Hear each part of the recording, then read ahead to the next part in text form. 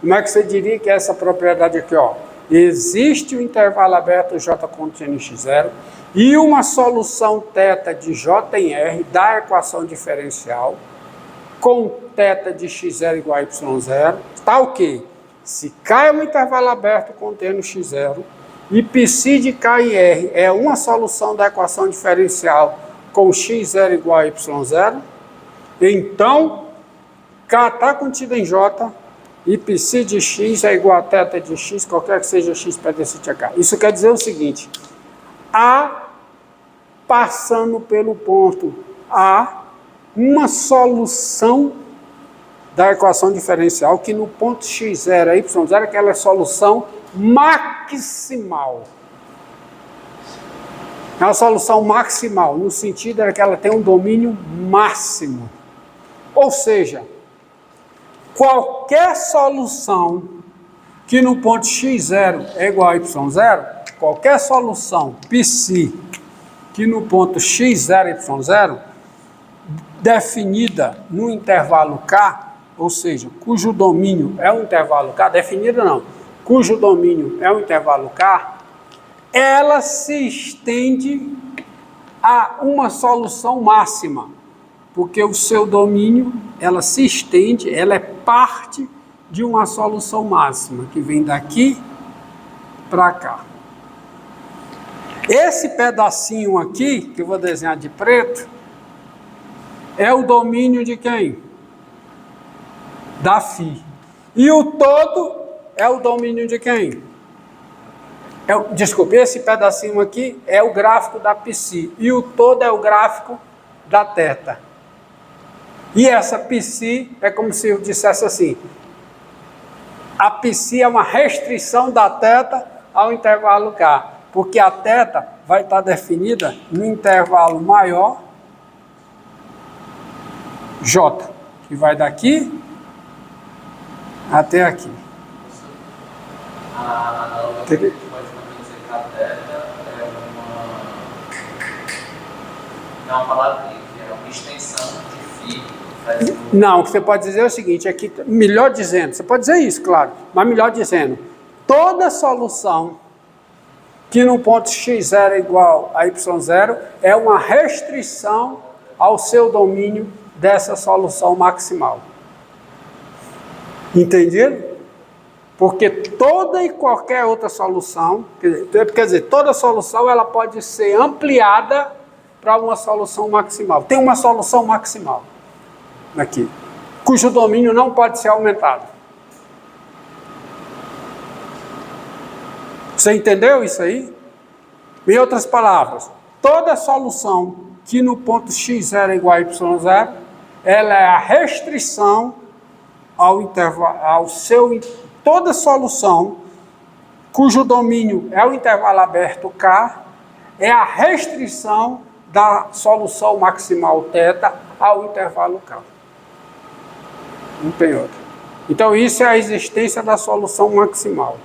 E esse teorema, ele diz o seguinte, diz a seguinte coisa, o conjunto ômega, ele se escreve como união de gráficos de soluções.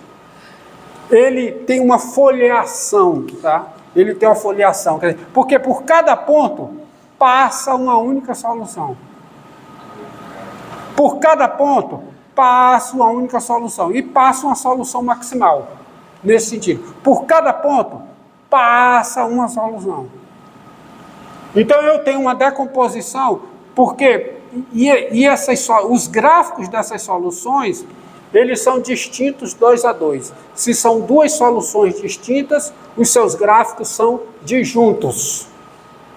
Não pode ter intersecção, porque se for intersecção, não podem ter soluções distintas, elas são iguais.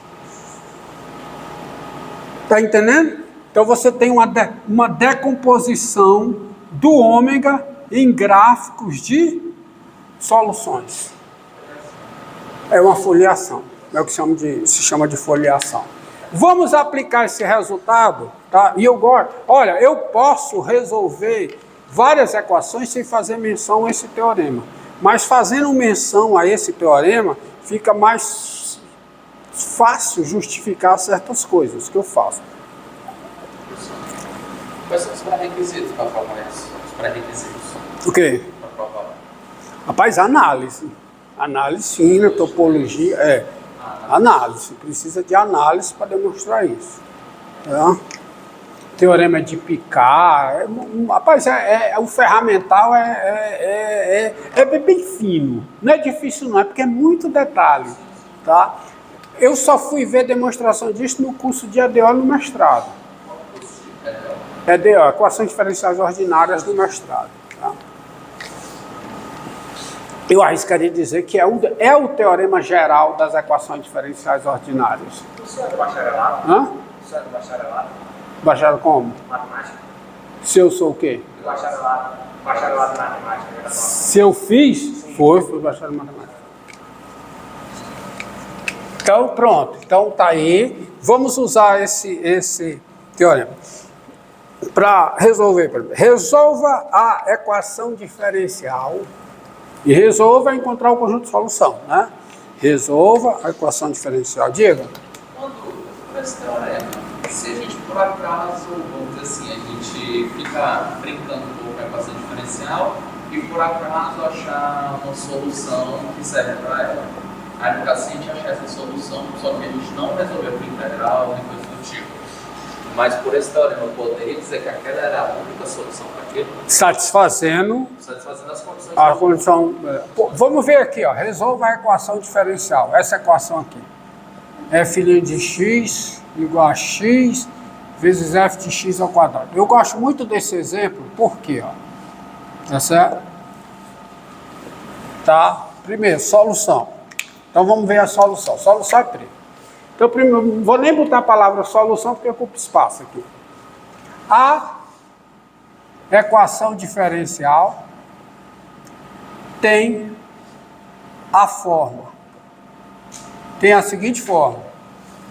F' de x igual a f de xy, onde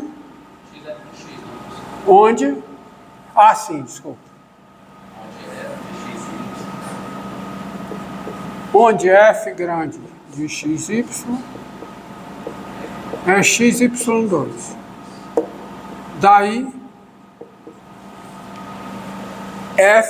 Daí, o domínio de f, quem é? É o R2. Tá? O domínio de f é o R2. E f e df, dy são contínuas em R2. O domínio de f é R2. F é contínua, ou seja, f é contínua em todos os pontos do seu domínio. F é contínua. E se você olhar quem é a derivada parcial de f em relação a y, 2xy, mas isso é uma função contínua em R2. E df, dy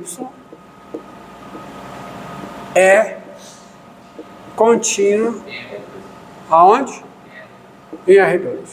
Então eu estou nas hipóteses do teorema que eu acabei de apagar parte dele aqui, que é o teorema de existencionicidade. Então, por cada ponto do plano,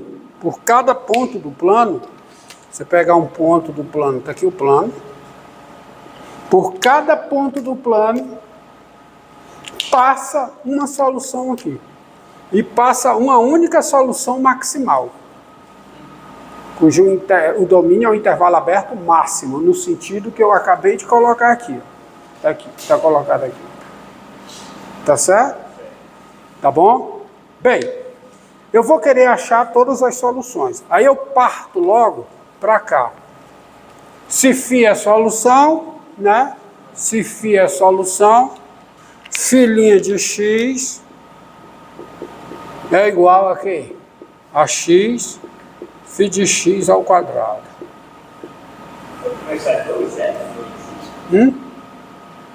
df dy. É rho, palavra grega.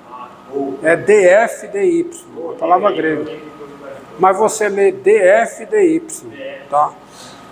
Então você tem a sua solução satisfaz isso. Aí, para resolver, eu vou fazer a seguinte coisa. Eu vou fazer φ de x sobre φ de x ao quadrado igual a x, para depois integrar. Mas para eu fazer essa conta, eu tenho que garantir para você que essa solução que eu estou atrás, ela é diferente de zero em qualquer ponto do seu domínio.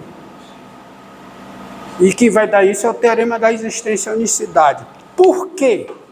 Pelo seguinte, a função, exatamente, qual é o problema? É quando a solução é zero. Ora, mas se você olhar para cá, a função nula de R em R, a função φ de R em R, dada por φ de x igual a zero, qualquer que seja o x real, ou seja, a função nula com domínio dos reais, é solução da equação. Claro que é. Derivada de φ é zero em cada x real. E quanto é que dá x vezes φ de x ao quadrado? Dá zero, qualquer que seja zero. Então, essa função aqui, ela é solução da equação diferencial.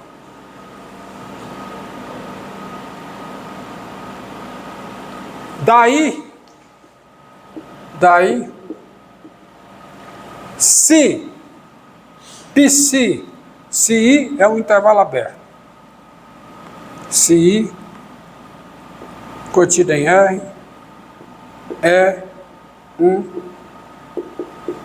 intervalo aberto.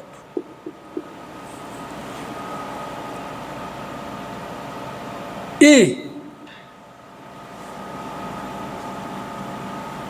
psi de I em R é solução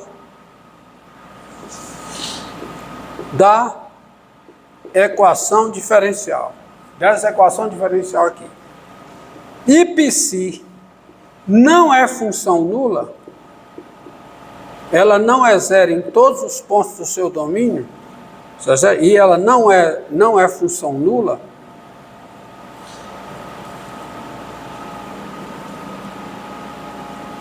então, tá certo? Ela não é função nula, então psi de x necessariamente, então psi de x é diferente de zero, qualquer que seja x pertencente a isso. Sabe por quê? Porque se ela não é função nula, tem um ponto onde ela não é zero. Mas aí ela não vai poder ser zero em nenhum ponto. Sabe por quê? Porque se ela for zero num ponto de I, ela coincide nesse ponto com a função φ. E aí eu tenho isso aqui, ó. A φ de R em R é zero em todo canto. E a psi de I em R é zero num certo ponto de I. E as duas soluções. Então a psi tem que ser igual a φ em todos os pontos de I. Ou seja, a psi vai ter que ser nula. Então, se ela não é função nula, tá certo? Não, não é isso não.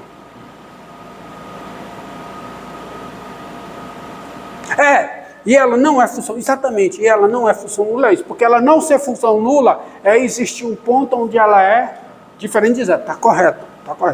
Pensei errado. Ela ser função nula é ela ser zero em todos os pontos do seu domínio. Portanto, não ser função nula é ela ser diferente de zero em pelo menos um ponto. Mas se ela for diferente de zero em pelo menos um ponto, ela não pode ser zero em nenhum ponto, pelo que eu acabei de explicar, usando o teorema de existência e unicidade. Tá bom? A gente só dizer que no caso φ não pode φ não pode ter um ponto em que ela é nula nesse domínio. Mas é exatamente, mas dizer que ela não pode é dizer exatamente. E φ não é função nula. Não é função nula porque φ tem domínio I. Afinal, psi tem domínio I. Então ela não ser função nula é existir um ponto em I onde ela é diferente de zero.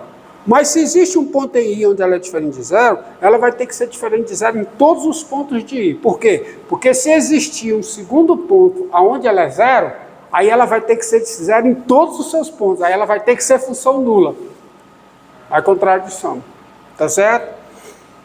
Logo, você tem o seguinte. Φ é solução. Se Φ é solução, Φ não. Psi é solução. Se Psi é solução, Psi' de x é x vezes px ao quadrado. Então você tem o seguinte. Você tem que logo pega aqui.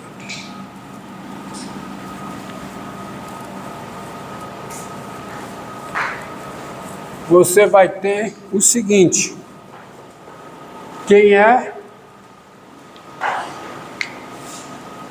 Vou apagar aqui que vai ficar molhado.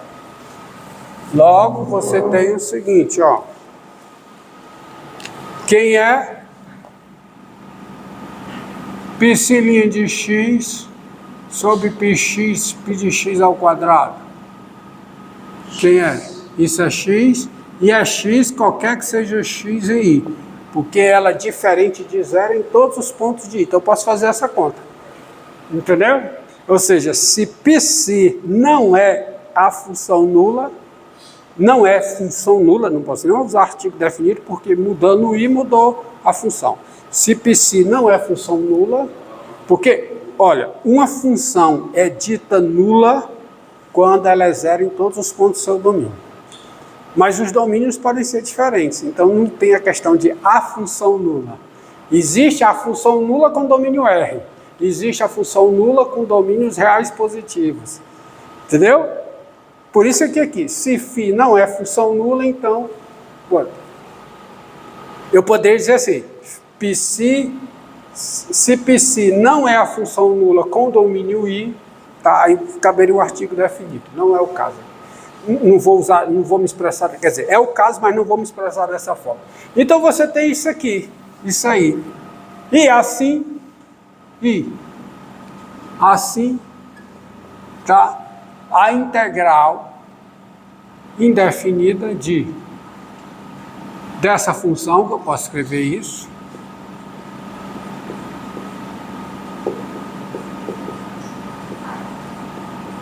é igual a essa. Logo, você vai ter o seguinte. Aqui você tem U igual a Psi de x, aqui é U2, aqui é o DU. Então você vai ter o seguinte, qual é essa integral? Hã?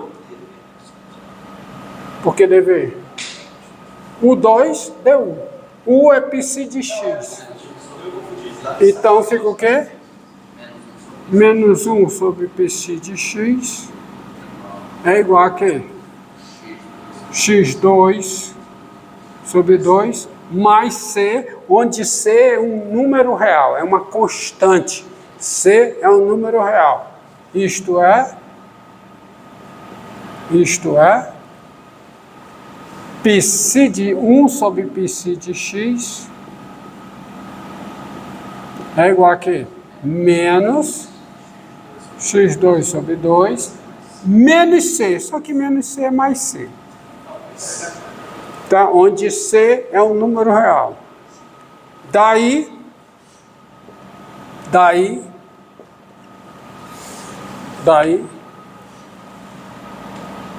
1 sobre Psi de x é igual a menos x2 mais c sobre 2. Não é 2c? É, mas 2 vezes uma constante é uma constante. Onde c é o número real. Ou seja, Psi de x é igual a quê? É igual a 2 sobre c menos x2. Oh! Então tá aí. Então eu tenho todas as soluções. Por que eu tenho todas as soluções? Porque eu tenho φ de R em R, solução. φ de R em R, dada dessa forma, que é zero, quer dizer, a função nula com domínio R é a solução da minha equação diferencial. E se psi não é, se psi é a solução da equação diferencial e psi não é função nula, não é a função nula com domínio I, sendo I intervalo aberto, psi é dessa forma. Veja que